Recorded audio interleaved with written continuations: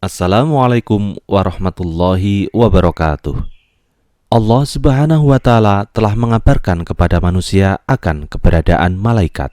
Bahkan Allah menjadikan keimanan kepada malaikat sebagai salah satu rukun iman yang tanpanya iman seseorang tidak akan diterima. Disinilah pentingnya bagi setiap muslim untuk mengenal malaikat. Dengan mengenal mereka, kita akan lebih mengetahui kebesaran Allah Subhanahu wa Ta'ala. Dengan mengenal malaikat pula, kita akan merasakan kasih sayang Allah yang telah melindungi kita dengan mengutus para malaikat untuk menjaga kita, mencatat amal-amal kita, membisikkan kita untuk berbuat baik, dan lain sebagainya. Dengan mengenal malaikat juga, kita akan mencintai mereka sebagai hamba Allah yang beriman. Malaikat adalah makhluk gaib yang Allah ciptakan dari cahaya. Malaikat tidak memiliki sifat ketuhanan. Mereka selalu taat kepada perintah Allah dan tidak pernah bermaksiat kepada Allah Subhanahu wa Ta'ala. Rasulullah Shallallahu Alaihi Wasallam bersabda, malaikat diciptakan dari cahaya Ars, sementara jin diciptakan dari nyala api, dan Adam dari apa yang sudah diceritakan kepada kalian. Jumlah malaikat sangatlah banyak. Tidak ada yang mengetahui selain Allah Subhanahu wa Ta'ala. Allah Azza wa Jalla berfirman, dan tidak ada yang mengetahui tentara Tuhanmu melainkan Dia sendiri. Menurut dalil-dalil yang ada, menunjukkan bahwa malaikat memiliki jasad yang sangat besar meskipun berbeda-beda. Rasulullah Shallallahu Alaihi Wasallam menceritakan bagaimana besarnya malaikat pemikul Ars. Beliau bersabda, aku diizinkan untuk menceritakan salah satu malaikat Allah, yaitu malaikat pemikul Ars. Sesungguhnya antara cuping telinga dan pundaknya sejauh perjalanan 700 tahun. Malaikat juga memiliki sayap, meskipun berbeda-beda jumlah sayapnya. Di antara mereka ada yang memiliki 2 sayap, 3 atau 4 sayap. Bahkan ada yang memiliki 600 sayap sebagaimana malaikat Jibril alaihi salam. Allah Subhanahu wa Ta'ala berfirman, yang menjadikan malaikat-malaikat sebagai utusan-utusan yang mempunyai sayap, masing-masing ada yang 2, 3, dan 4. Rasulullah Shallallahu Alaihi Wasallam juga pernah melihat malaikat Jibril alaihi salam dalam bentuk aslinya sebanyak 2 kali. Yang pertama ketika di Abtoh, suatu tempat antara Mekah dan Mina. Rasulullah Shallallahu Alaihi Wasallam melihat malaikat Jibril alaihi salam menampakkan dirinya dalam bentuk aslinya dengan 600 sayap yang menutupi ufuk. Kemudian yang kedua adalah ketika Rasulullah Shallallahu Alaihi Wasallam dinaikkan ke langit pada malam Mi'raj.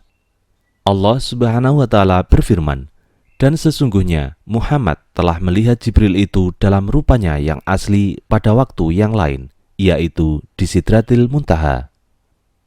Adapun selebihnya, malaikat Jibril alaihi salam lebih sering datang dalam bentuk seorang sahabat bernama Dihyatul Kalbi atau terkadang dalam bentuk seorang laki-laki asing yang tidak dikenal.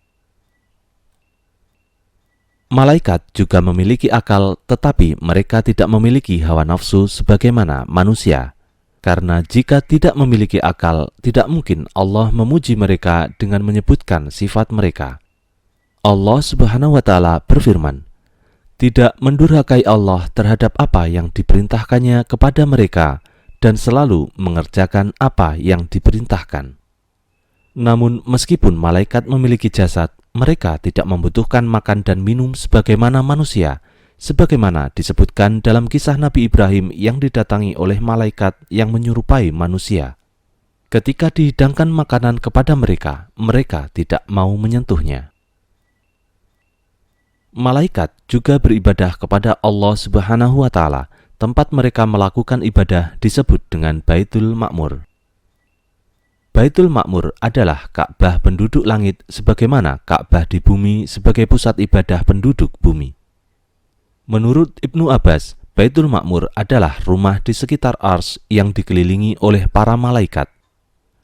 Nama Baitul Ma'mur disebutkan oleh Allah Subhanahu wa Ta'ala di dalam Al-Quran.